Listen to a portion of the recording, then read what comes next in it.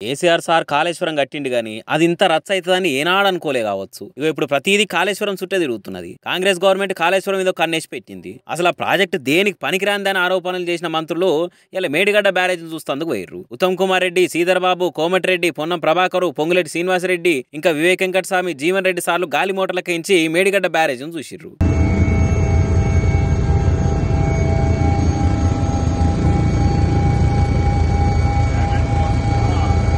పిల్లలు దశకినాయని ఎలక్షన్లకు ముందే రచ్చ జరిగింది కదా. ఇక దశకిన పిల్లల కథ ఏందో గాలి మూటలకు వెళ్ళి చూసిరు వీళ్ళు. అటెంక ఇరిగేషన్ ఆఫీసర్లతో మీటింగ్ పెట్టి కాళేశ్వరం ప్రాజెక్టు మీద పవర్ పాయింట్ ప్రజెంటేషన్ ఇచ్చారు. లక్షల కోట్ల రూపాయలు ఖర్చు పెట్టి కట్టిన కాళేశ్వరం ప్రాజెక్టుల ముఖ్యమైన మేడిగడ్డ బ్యారేజ్ పిల్లర్లు దశకితే కేసీఆర్ ఒక్కసారి కూడా చూస్తందుకు ఓలేదనే వకీల్ పాయింట్ ను తీసిరు కాంగ్రెస్ లీడర్లు. కనీసం దాని గురించి ఒక మాట కూడా మాట్లాడలేదట కేసీఆర్ సారు. అగో అట్లుంటది ఆయనతో ముచ్చట అని సెటిల్ చేసిరు. మినిస్టర్ ఉత్తమ్ సార్ మేడిగడ్డ గురించి పూసగుచ్చినట్టు మాట్లాడాడు. అసలు మేడిగడ్డ బ్యారేజీ దశకుడు అనేది చాలా బాధాకరం అన్నాడు. ప్రాజెక్టులకు జరిగిన నష్టానికి దాన్ని గట్టినోలే బాధ్యత తీసుకోవాలన్నాడు. వాళ్ళు చేసిన ఉద్దారకంతో ఇప్పుడు మొత్తం ఎస్ఆర్ఎస్పీ ఆయకట్టు మొత్తం దెబ్బతినే పరిస్థితి ఏర్పడిందని మండిపడ్డాడు. కాళేశ్వరం ప్రాజెక్టు కంటే ప్రాణహిత ప్రాజెక్టే బెటర్ అని చెప్పిండు. మేడిగడ్డ బ్యారేజీ, కాళేశ్వరం ప్రాజెక్టు, ప్రాణహిత చేవెళ్ల ప్రాజెక్టులకు సంబంధించిన మొత్తం ముచ్చట పబ్లిక్ తెలిస్తేనే మంచిదానికి వచ్చిండు. కాంగ్రెస్ గవర్నమెంట్ ఉన్నప్పుడు ఉమ్మడి రాష్ట్రంలో ప్రాణహిత చేవెళ్ల ప్రాజెక్టు వల్ల మహారాష్ట్రలో కొద్దిపాటి ముంపు సమస్య మీద చర్చ జరిగింది. బీఆర్ఎస్ వచ్చినాక ప్రాణహితను పురాగా పక్కకు పెట్టేసి 3 బ్యారేజీలు కట్టిరు. 38,000 కోట్ల రూపాయలతో 16 లక్షల ఎకరాలకు నీళ్లందే ప్రాణహితను పక్కకు నూకేసి